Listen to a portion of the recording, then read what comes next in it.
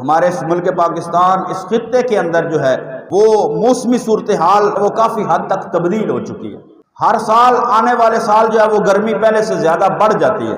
اس کی وجہ کیا ہے کہ ہم نے جو ہے وہ درخت کاٹنے شروع کر دیے، جگہ جگہ سوسائٹیاں بن گئیں، مکانات بنا دیے، درخت ہم نے کاٹ دیے اور نئے درخت جو ہے وہ لگا نہیں رہے۔